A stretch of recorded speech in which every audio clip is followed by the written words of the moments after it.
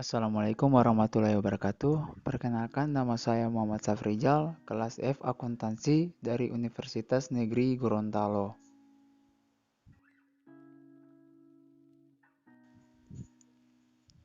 Saya akan menjelaskan materi tentang persamaan dasar akuntansi. Pengertian persamaan dasar akuntansi. Persamaan dasar akuntansi adalah perhitungan yang nantinya bisa memproyeksikan kekayaan, hutang, serta modal yang dimiliki perusahaan tersebut. Seperti yang kita ketahui, prinsip umum akuntansi yang kita ketahui adalah adanya keseimbangan atau balance antara sisi pemasukan dengan pengeluaran, atau adanya keseimbangan antara harta atau liabilitas yang dimiliki oleh perusahaan dengan kewajiban. Adanya keseimbangan angka antara kedua bagian tersebut tentu saja harus dianalisis lebih dalam dengan persamaan dasar akuntansi. Nantinya persamaan dasar akuntansi tersebut digunakan untuk menilai kemampuan perusahaan mengelola keuangan perusahaan. Selanjutnya, prinsip persamaan dasar akuntansi. Persamaan dasar akuntansi sering juga disebut sebagai PDA dan merupakan suatu konsep dasar yang harus dikenal oleh para ahli ekonomi atau calon akuntan. Semua perusahaan pasti memiliki harta atau aset yang dikenal juga sebagai sarana melancarkan liabilitas serta kewajiban atau beban yang harus dibayar.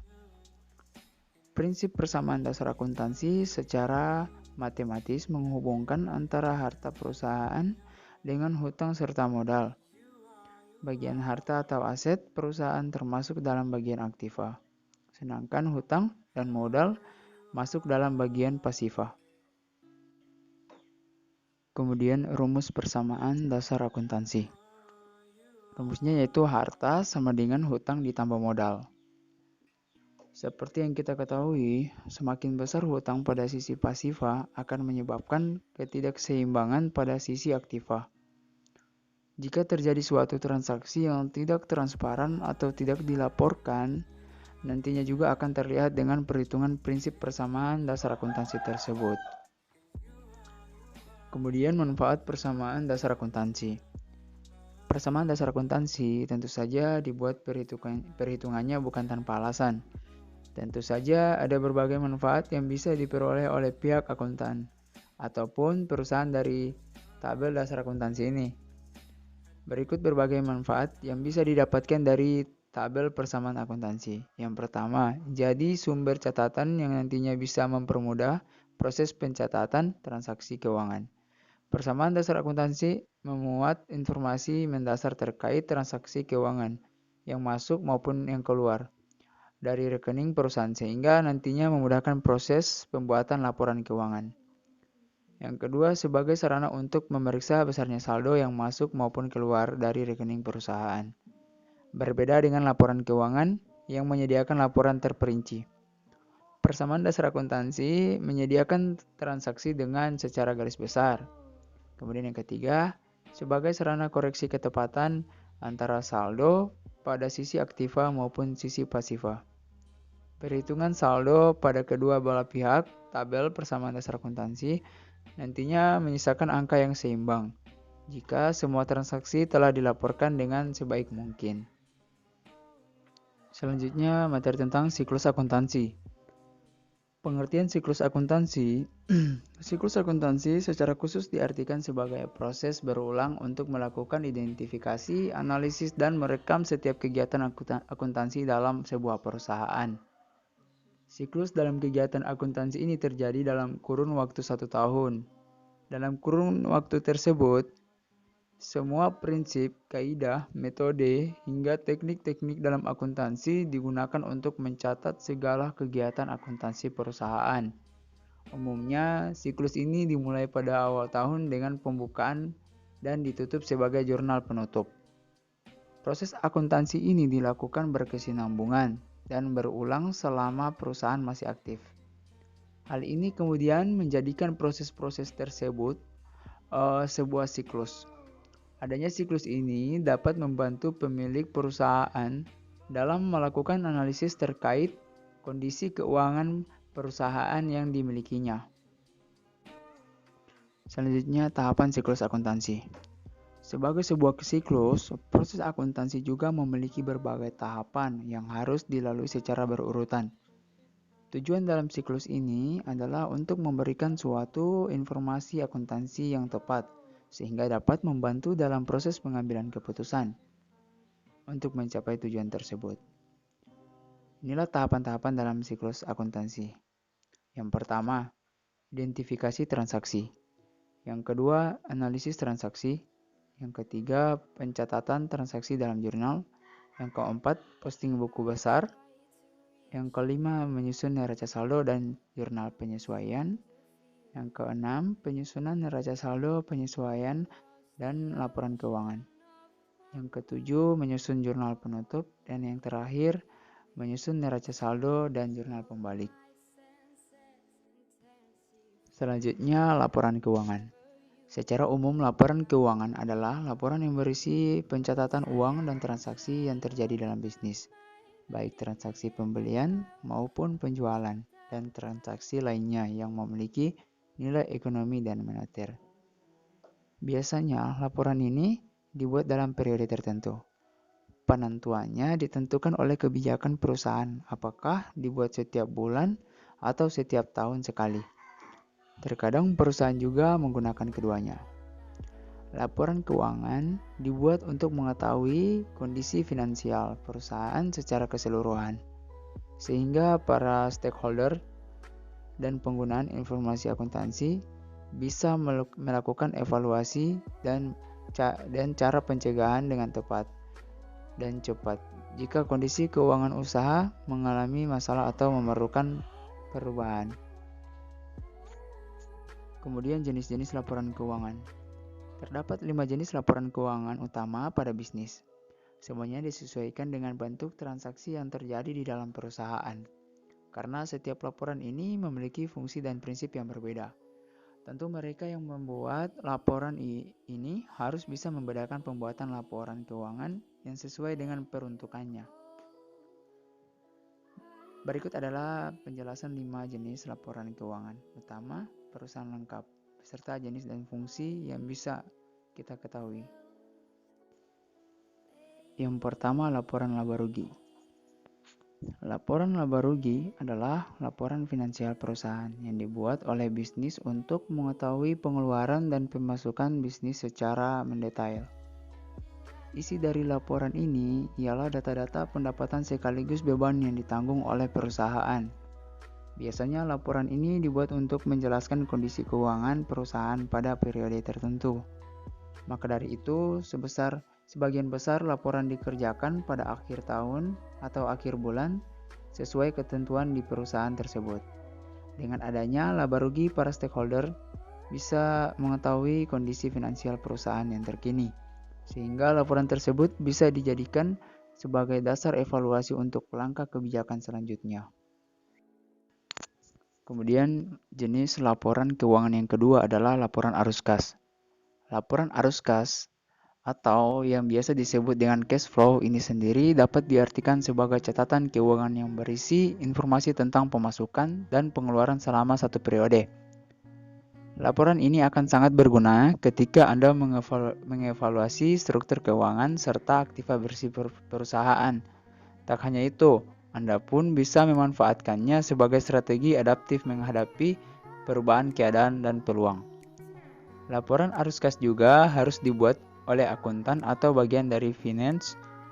Setelah itu, diserahkan kepada pihak stakeholder atau ditindaklanjuti untuk memastikan semua pos pengeluaran dan pemasukan berjalan dengan baik. Kemudian yang ketiga, laporan perubahan modal. Mengapa laporan keuangan ini akan ditemukan pada berbagai perusahaan besar atau publik?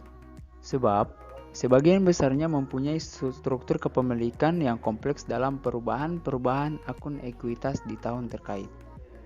Tujuan dari dibentuknya laporan perubahan modal yakni memberi laporan mengenai laporan perubahan modal atau ekuitas adalah salah satu jenis laporan keuangan yang penting, terutama untuk perusahaan publik. Tujuan pembuatannya adalah agar perusahaan dapat menggambarkan peningkatan maupun penurunan dari aktiva bersih atau kekayaan dalam periode tertentu dengan prinsip pengukuran tertentu untuk dianut. Modal kerja dan membuat ikhtisar dan dari investasi dan dana yang dihasilkan di dalam suatu periode serta aktiva pembayaran. Kemudian laporan keuangan yang keempat adalah laporan neraca. Laporan neraca atau balance sheet biasanya terdapat beberapa informasi mengenai akun-akun aktiva, serta hal-hal yang menjadi kewajiban perusahaan dalam satu periode. Dalam penerapannya, laporan neraca terdapat dua macam, yaitu bentuk stafel atau vertikal serta bentuk kontrol atau horizontal. Pada hakikatnya, laporan neraca adalah gabungan dari segala laporan keuangan. Ini juga dibuat dalam waktu tertentu yang normalnya adalah 1 tahun sekali. Tujuannya adalah untuk menentukan langkah terkait finansial di tahun selanjutnya. Laporan neraca merupakan laporan keuangan yang sangat penting karena dalam laporan ini terdapat segala informasi terkait siapa pemegang saham dari satu perusahaan, siapa kreditur yang ada, peraturan pemerintah yang ada, dan berbagai kebijakan lainnya. Kemudian yang kelima, catatan atas laporan keuangan. Yang pertama, catatan atas laporan keuangan mengacu pada informasi tambahan yang membantu menjelaskan bagaimana perusahaan sampai pada angka laporan keuangannya. Catatan ini juga membantu menjelaskan penyimpangan atau anggapan inkonsistensi dan metodologi akun tahun ke tahun. Yang kedua, catatan laporan keuangan bukanlah hal yang wajib, hanya untuk memberikan kejelasan kepada mereka yang membutuhkannya tanpa memiliki informasi yang ditempatkan di kolom pernyataan. Namun demikian, informasi yang termasuk dalam catatan atas laporan keuangan seringkali penting karena dapat mengungkapkan masalah mendasar terhadap kesehatan keuangan perusahaan. Materi selanjutnya yaitu fungsi laporan keuangan untuk bisnis. Yang pertama, untuk menilai kondisi usaha. Seluruh laporan ini berguna berbagai penilai kondisi usaha. Maksudnya jika dari catatan keuangan terlalu banyak kerugian, berarti perusahaan sedang mengalami kemunduran. Sebaliknya, jika di dalam laporan tersebut banyak data profit, berarti usaha sedang berkembang. Dengan penilaian ini, tentu pihak pimpinan bisa menentukan sikap melanjutkan usaha atau malah menutupnya karena kerugian usaha yang kronis. Kemudian yang kedua sebagai bahan evaluasi. Laporan keuangan diperlukan untuk bahan evaluasi. Bisa dipastikan jika tidak ada laporan tersebut, evaluasi yang dilakukan tidak akan maksimal. Bahkan seperti melakukan hal yang sia-sia. Seluruh laporan ini adalah parameter evaluasi untuk menjelaskan permasalahan dan solusinya. Jika terjadi kemunduran perusahaan, maka bisa ditentukan apa penyebab kemunduran tersebut dan bagaimana jalan keluarnya. Kemudian yang ketiga adalah bentuk pertanggungjawaban perusahaan. Laporan keuangan juga berfungsi sebagai pertanggungjawaban perusahaan, baik kepada investor maupun kepada pemerintah yang terkait dengan pajak dan lain sebagainya. Jika laporan keuangan detail, berarti perusahaan Anda akan kredibel di mata para stakeholder. Paling tidak, manajemen di dalamnya memang berjalan dengan baik sesuai dengan porsinya masing-masing. Sebaliknya, perusahaan dengan laporan keuangan berantakan bisa dikatakan sebagai badan usaha yang tidak kredibel dan berpotensi mengalami masalah ke depannya.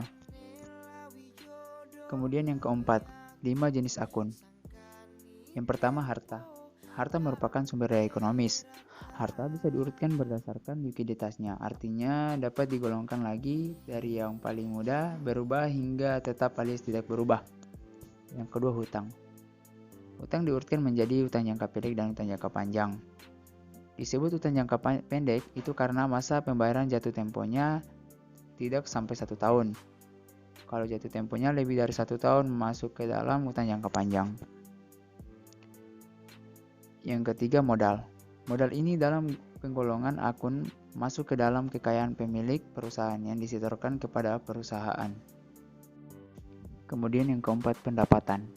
Pendapatan itu merupakan hasil dari kegiatan operasional perusahaan, baik yang diterima secara tunai maupun non-tunai. Dan yang terakhir, beban.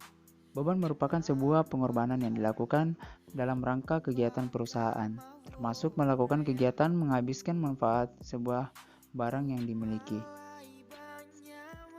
Materi selanjutnya yaitu perhitungan mengenai pendapatan. Yang pertama, pengertian laba. Secara umum, laba bersih adalah selisih pendapatan dan biaya. Dapat juga menjadi ukuran untuk menilai berhasil atau tidaknya manajemen suatu perusahaan. Organisasi akuntansi saat ini menganut pengertian laba akuntansi sebagai selisih positif antara pendapatan dan biaya. Makna laba secara umum juga dapat diartikan sebagai kenaikan kemakmuran dalam suatu periode dan dapat dinikmati dengan syarat tetap mempertahankan kemakmuran awal.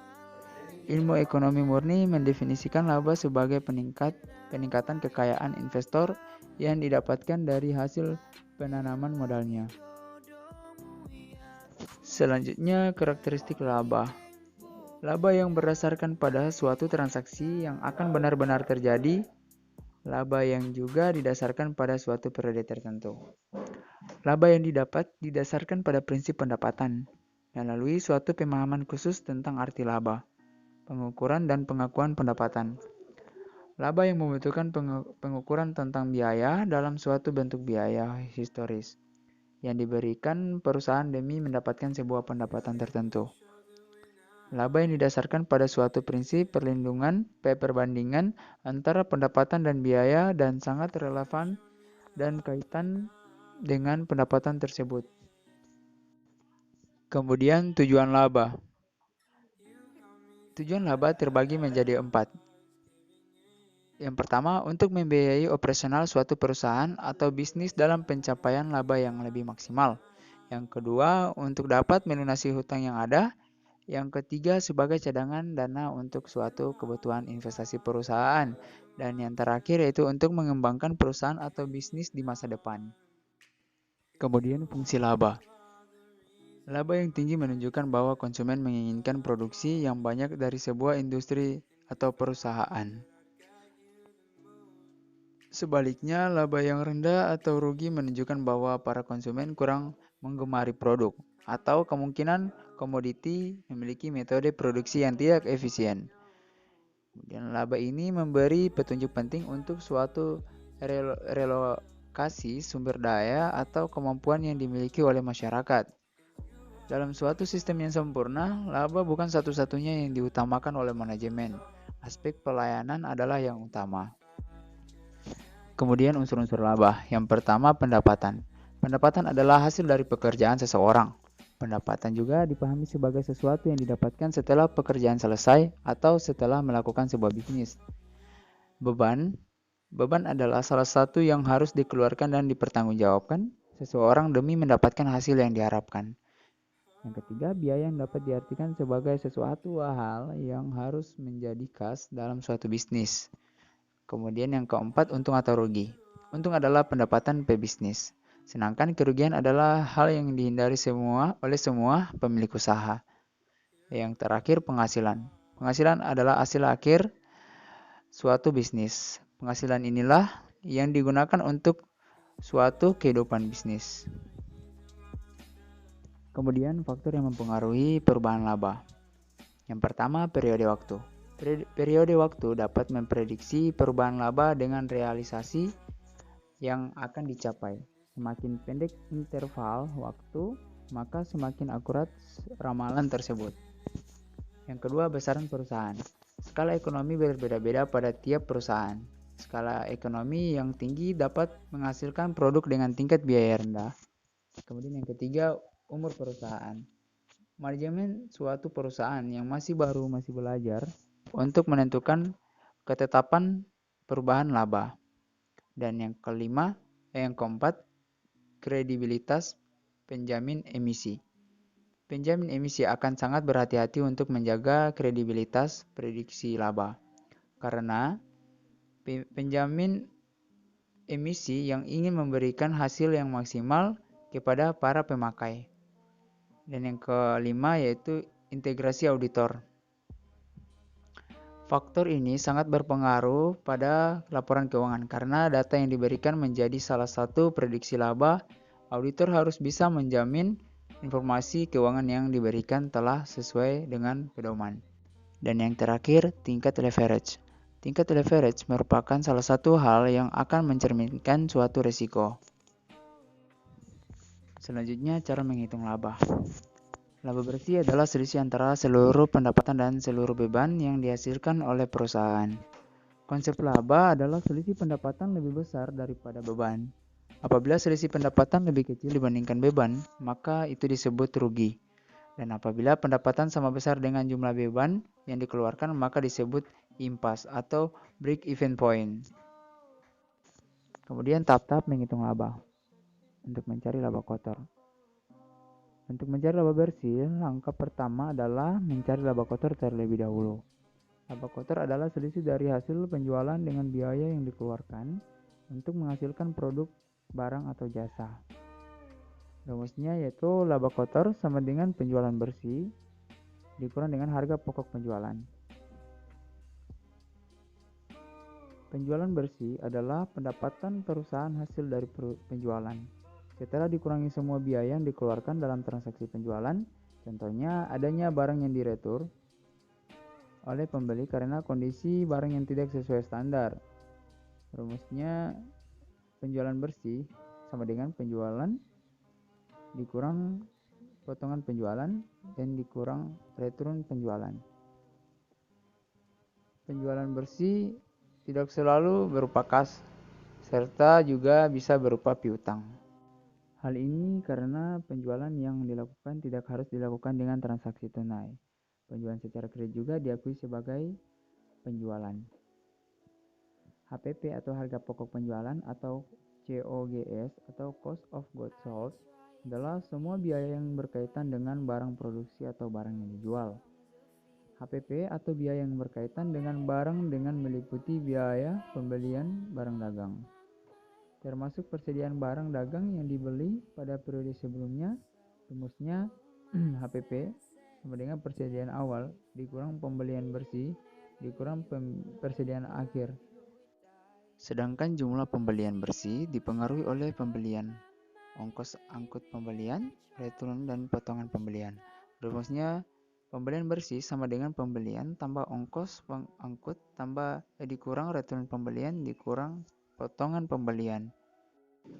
Kemudian yang terakhir, menghitung laba bersih. Laba bersih adalah laba kotor dikurangi oleh semua biaya yang dikeluarkan seperti biaya operasional dan biaya non-operasional. Dan jika ada ditambah pendapatan yang diperoleh dari kegiatan non-operasional. Contoh pendapatan non-operasional yaitu pendapatan bunga atau pendapatan hasil dari penjualan aktiva tetap perusahaan.